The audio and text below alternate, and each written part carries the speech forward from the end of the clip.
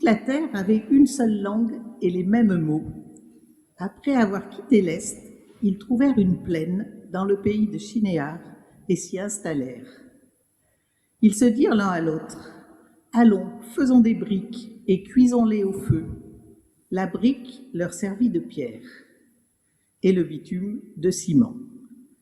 Ils dirent encore, « Allons, construisons-nous une ville et une tour dont le sommet touche le ciel, et faisons-nous un nom afin de ne pas être dispersés sur toute la surface de la terre. » L'Éternel descendit pour voir la ville et la tour que construisaient les hommes.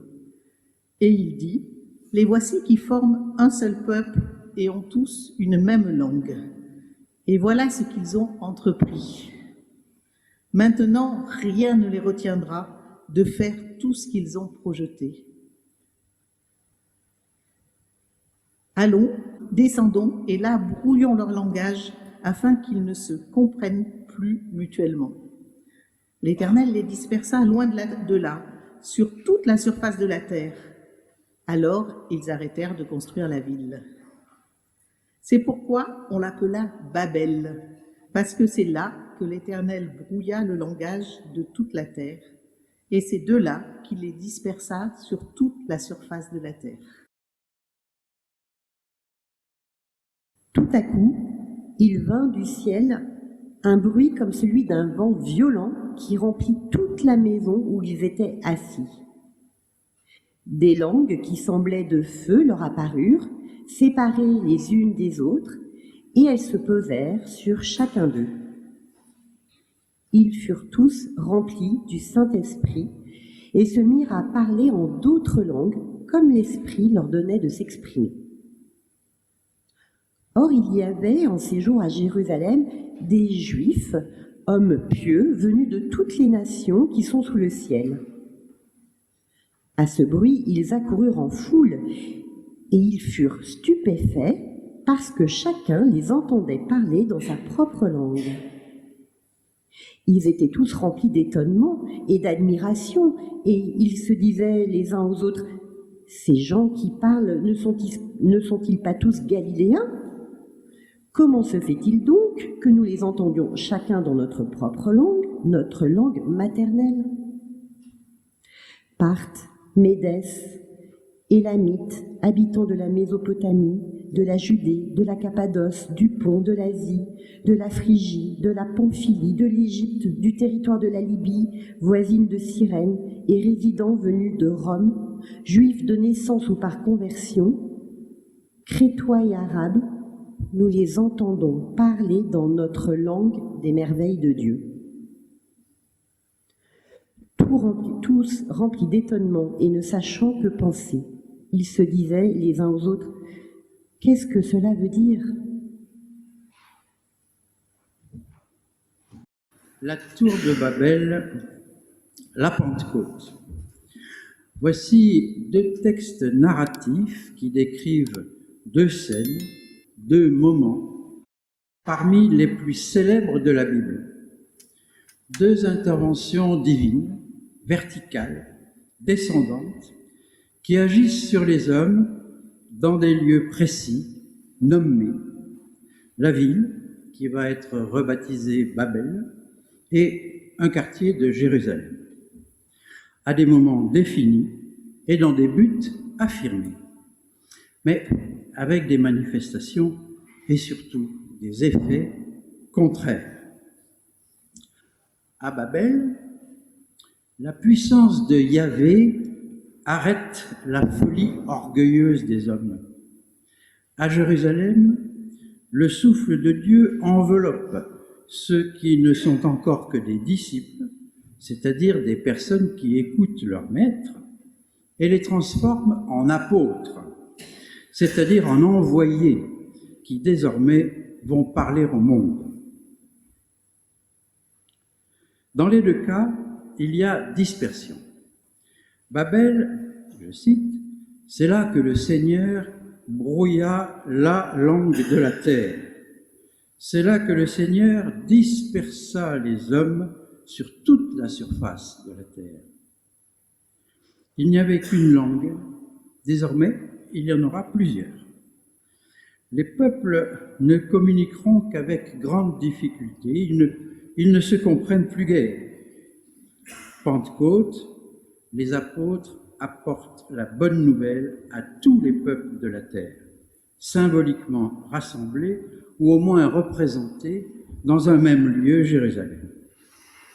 L'énoncé de cette bonne nouvelle, tout le monde l'entend et chacun est en mesure de le comprendre.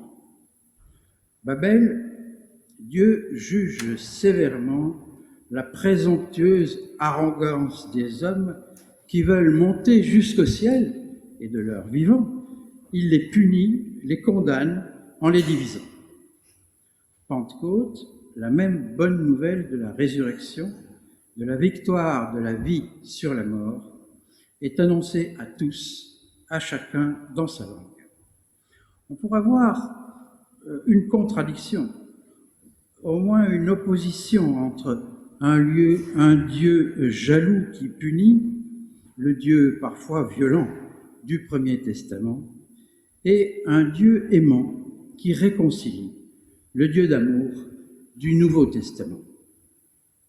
Mais restons un instant sur cette scène de Pentecôte, la Shavuot juive qui commémore le don de la Torah à Moïse. Le verset 5 de ce 2e chapitre des Actes des Apôtres nous dit « À Jérusalem séjournaient des Juifs pieux venus de toutes les nations qui sont sous le ciel. » L'épisode se passe grosso modo au premier tiers du 1er siècle de notre ère, c'est-à-dire quelques 40 ans avant la destruction du temple par le Romain Titus. À bien lire le texte, les Juifs appartenaient alors à de nombreux pays dont ils étaient natifs, d'où les nations, et dont les langues étaient leur langue maternelle, est-il précisé. Je rappelle par ailleurs que la première traduction en grec de la Bible hébraïque, la Septante, date du IIIe siècle avant notre ère et a été écrite à Alexandrie, en Égypte. Le judaïsme était déjà largement répandu dans le monde antique. Pour le jour de Pentecôte, une quinzaine d'origines géographiques sont citées, des Parthes aux Arabes et de Rome à l'Asie.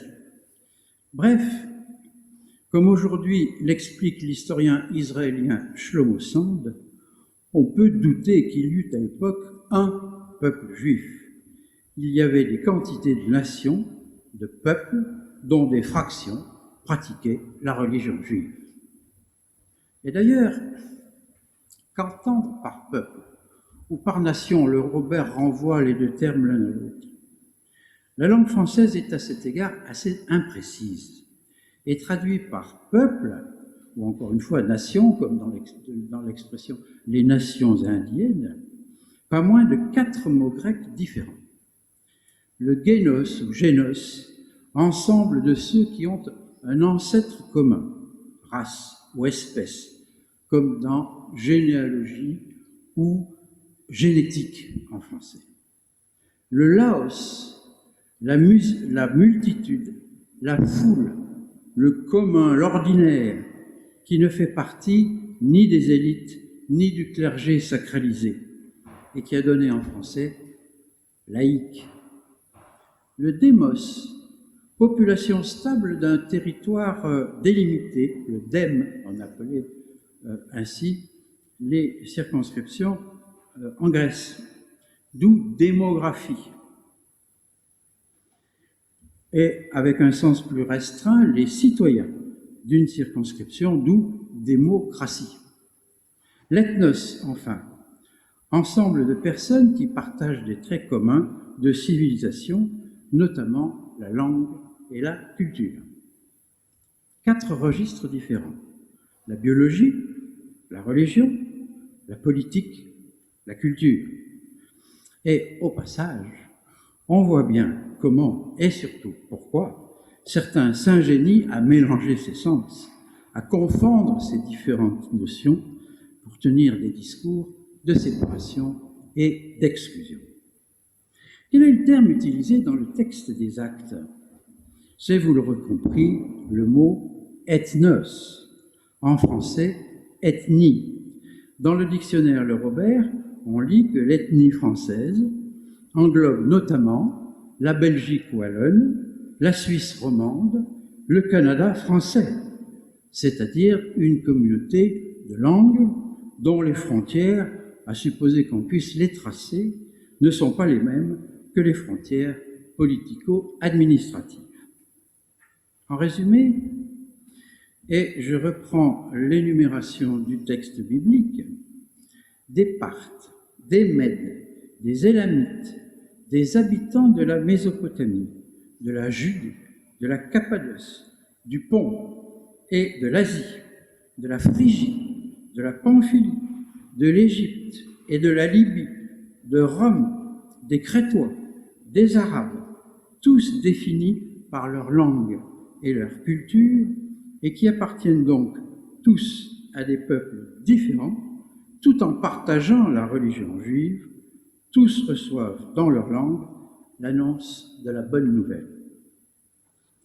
Ainsi, me semble-t-il, se complètent, au lieu de s'opposer, les deux figures divines. Le Dieu jaloux, mais aussi le Dieu de justice, qui condamne les hommes à ne plus s'entendre, à ne plus se comprendre, et les ramène ainsi à l'humilité. Et le Dieu d'amour de la Nouvelle Alliance, qui s'adresse à toute l'humanité dans sa diversité. De ce point de vue, du point de vue de l'unité de l'espèce humaine, il n'y a pas d'étrangers sur notre terre, ni juifs ni grecs, dira l'apôtre Paul. Et pour terminer cette brève méditation, je m'inspire très largement d'une prière du pasteur André Dumas, que certains ont peut-être connu, qui fut équipier de la CIMAD durant la guerre et l'occupation, notamment au camp de Rivesaltes. Quand je dis Cévennes, toi tu dis Bretagne, Portugal ou Algérie, et toi tu dis Corse, Paris,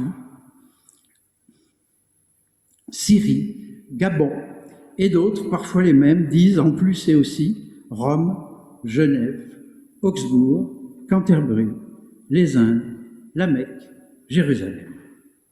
Ce sont nos origines, nos références, les lieux où nous palpitons de familiarité respectueuse. Nous y sommes souvent sans y être jamais allés, et nous y restons quand nous les avons depuis longtemps quittés. Toi aussi, Dieu, tu dis Sinaï, Horeb, Carmel, Mer Rouge, Mer Noire, ville de Capharnaüm, de Samarie et de Jérusalem, chemin de Jéricho, d'Emmaüs et de Damas. Toi aussi, tu te signales en des lieux, tu te nommes à travers des rencontres. Dieu, apprends-nous à te nommer et à nous nommer pour traverser toute barrière, pour devenir frères et sœurs adoptifs sur la terre entière. Délivre-nous des folklores quand ils nourrissent la vanité et le mépris. Délivre-nous des confessions et des religions quand elles augmentent la suspicion, la séparation, le fanatisme. Quand je pense à mes Cévennes, permets que je ne haïsse pas la plaine du Lot du Bas-Languedoc. Permets que je vive ma foi sans me barricader dans ma religion.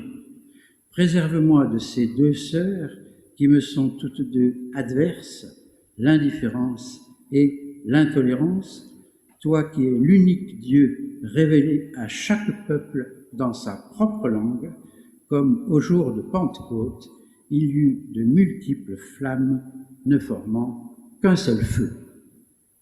Amen.